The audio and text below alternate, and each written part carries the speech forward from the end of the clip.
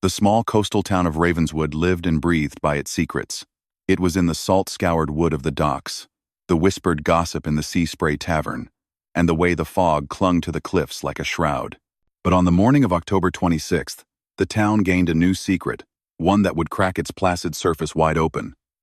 Maya Lawson vanished. Maya was 17, a painter with eyes the color of the stormy North Atlantic, and a quietness that made people underestimate her. She was the kind of girl who noticed things the way light bled through a jar of beach glass, the specific silence of a bird before a storm.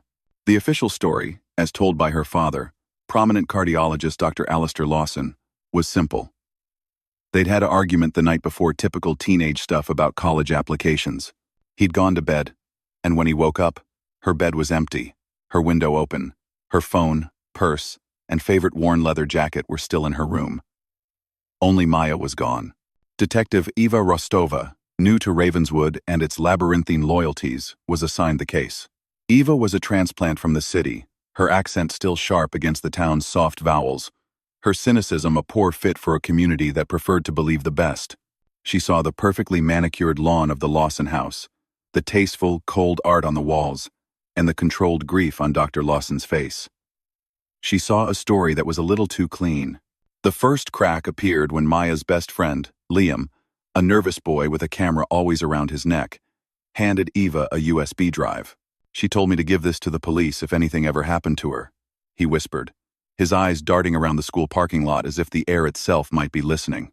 On the drive were hundreds of photographs, not of friends or parties, but of Ravenswood's underbelly, the crooked headstone in the old cemetery that no one tended to, the hidden cove, where the water swirled in a peculiar, unnatural pattern, and most chillingly, a series of time-stamped photos taken from the cliffs, showing a lone figure dumping heavy, wrapped objects into the sea from a distinctive boat the sirens call, owned by the town's wealthiest family, the Blackwoods.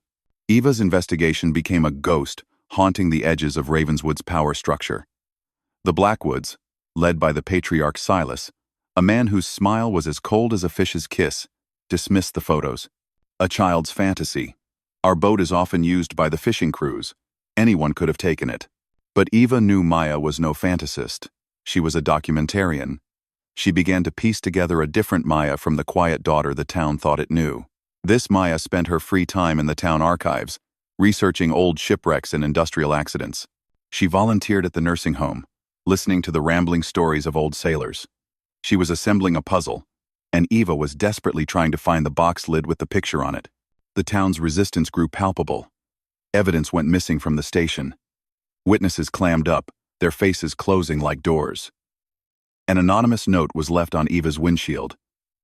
"Let sleeping dogs lie. For your own good."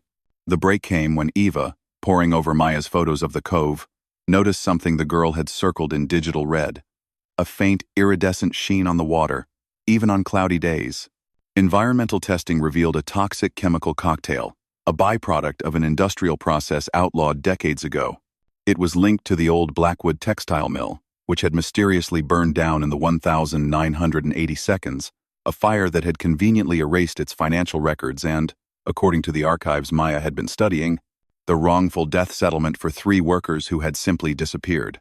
Eva now had a motive. Maya hadn't just stumbled upon a modern crime. She had dug up a buried one. She had discovered that the Blackwood fortune was built on a foundation of negligence, murder, and an ongoing secret dumping operation to avoid the astronomical cost of a proper cleanup. The pressure mounted. Dr. Lawson, increasingly erratic, publicly accused Eva of incompetence, of chasing ghosts while his daughter was out there, scared and alone. But Eva saw the fear in his eyes not just for his daughter, but of what she knew. The climax arrived with a storm that lashed the coast, turning the sky a bruised purple. Eva, acting on a tip from a guilt-ridden former Blackwood employee, raced to the abandoned lighthouse on the northern point. The tip suggested it was a drop point, a place for offshore accounts and silenced voices. Inside, the wind howled through broken windows. And there, in the beam of her flashlight, she found not Maya, but Dr. Alistair Lawson. He wasn't a frantic father. He was a desperate man, holding a ledger he had just retrieved from a loose stone in the wall. "You don't understand," he pleaded, his voice cracking. "Silas Blackwood owned me. He funded my research, my clinic. He knew about the chemicals. He knew they were causing the heart defects I was studying. My life's work was built on his poison. Maya. She found the patient files, the correlations. She was going to expose everything. The pieces snapped into place with horrifying clarity. The argument hadn't been about college. It had been about the truth. Alistair, to protect his reputation, his life's work, had told Silas. He hadn't intended for them to take her, he swore. He thought they would just scare her. But the Blackwoods didn't deal in warnings. "Where is she, Alistair?" Eva yelled over the gale. "The old mill foundations," he sobbed. "There's a sub-basement. Flooded. They said they'd just hold her until they could get her out of the country. But with the storm..." Eva radioed for backup and sped through the raging night to the skeletal remains of the Blackwood mill. The rain fell in sheets, turning the ground to mud. She found the hidden entrance, a rusted metal door nearly invisible under ivy. Inside, water poured down the stairs into a dark, flooding chamber.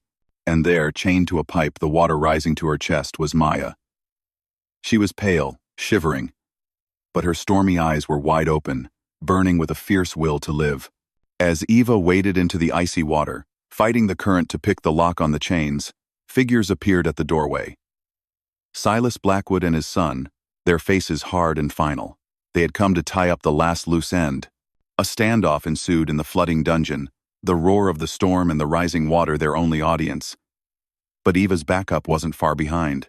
The blare of sirens cut through the night, and the Blackwoods, realizing the game was up, fled into the storm, only to be apprehended at the docks, trying to escape on the siren's call.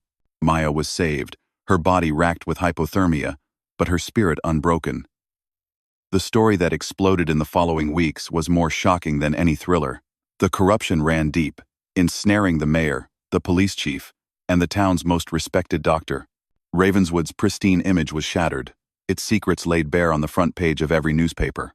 In the aftermath, Eva Rostova stood on the cliff where Maya had taken her photographs. The town below was quiet, but it was a different kind of quiet now, the silence of a wound beginning to heal. Maya Lawson, the girl who noticed things, had almost become Ravenswood's final buried secret. Instead, she became the key that unlocked it. She had looked into the town's smiling face and seen the rot behind its eyes, proving that the most dangerous people are not the monsters in the shadows, but the ones who stand in the bright, respectable light, willing to sacrifice anything, even a daughter, to keep it shining.